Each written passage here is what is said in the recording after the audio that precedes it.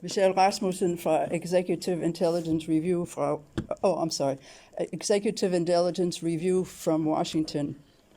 1 month ago, there was a proposal entitled Ending the Ukraine War by a Negotiated Peace, which was issued by 4 prominent Germans, General Kuyat, who was a former chairman of the Military Committee of NATO and a former chief of staff of the German army, Peter Brandt, who is a historian and the son of Willy Brandt, Horst Teltschik, who was the longtime president of the Munich Security Conference, and a Professor Funke.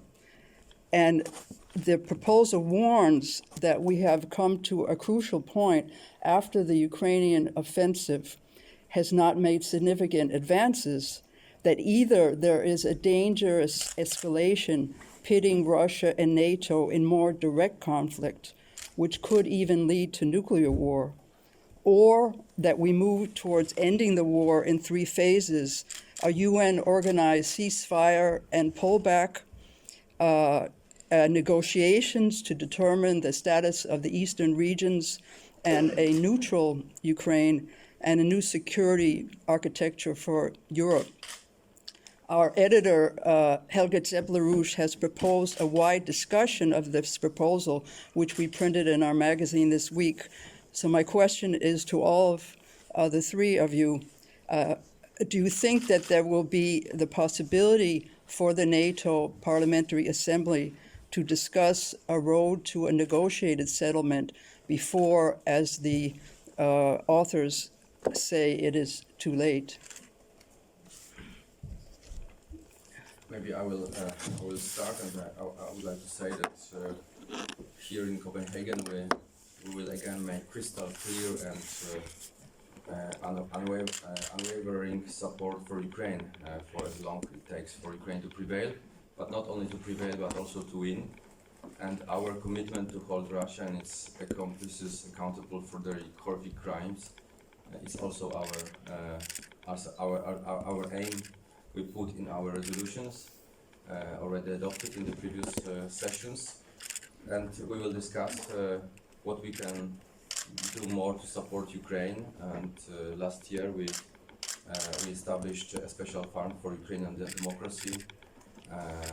We can finance our colleagues' delegations and can finance many initiatives in Ukraine. And of course I want to applaud Denmark, which is one of the countries leading the way with both military and non-military way. This summer Denmark, together with the other allies, has taken the lead in the F-16 coalition, starting training only a few days ago, and I sincerely hope that F-16s will start arriving in Ukraine soon. But coming back to your question, I think that nothing should be decided without Ukraine, and it's Ukraine who should decide whether they want to start negotiations or not to start. They want to win. It was a horrific war, and so many victims, and they should decide whether to start negotiations or not. And of course we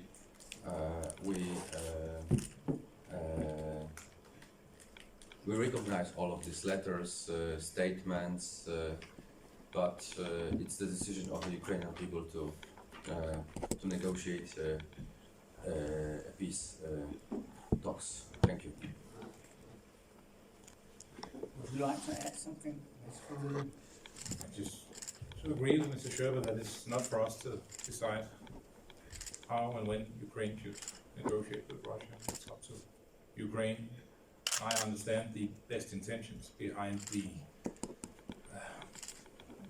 many discussions about what should happen on this topic, but going to negotiations before there's a settlement on the battlefield is very unwise. It's just helping Russia keeping hold of large parts of Ukraine. That's not what we're here for. We're here to help Ukraine free zone territory.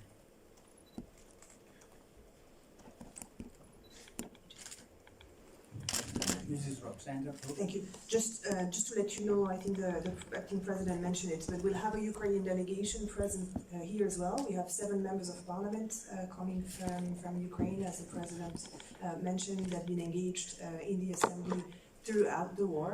And the assembly has been assisting them financially to be able to attend our meetings. So I would encourage you as well to engage with them during their stay here.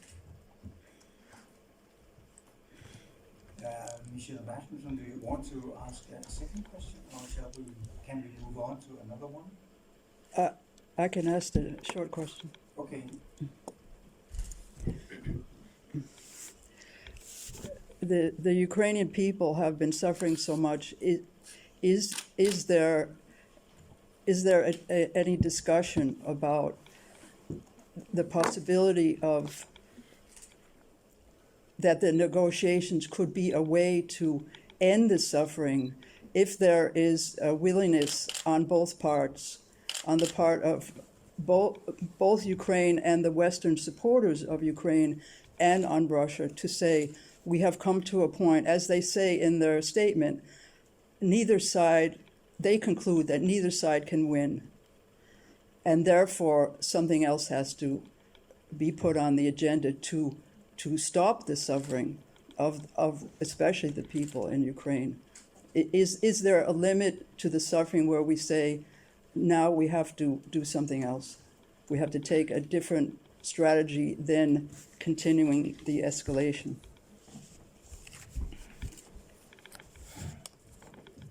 In the previous sessions, we adopted many resolutions on Ukraine, and I want to make it very clear. For us, Russia under current regime is a terrorist state, and I want to also to say that our assembly is asking for the special tribunal for the war crimes, and it's difficult, and it would be very difficult for Ukraine and Ukrainian people and Ukrainian leadership to negotiate with the terrorists and aggressors. So we know, all of us know about the suffering of the Ukrainian people, but the best option and the best solution to what's happening now is to give as many Western weapons to our partners in Ukraine and to help them to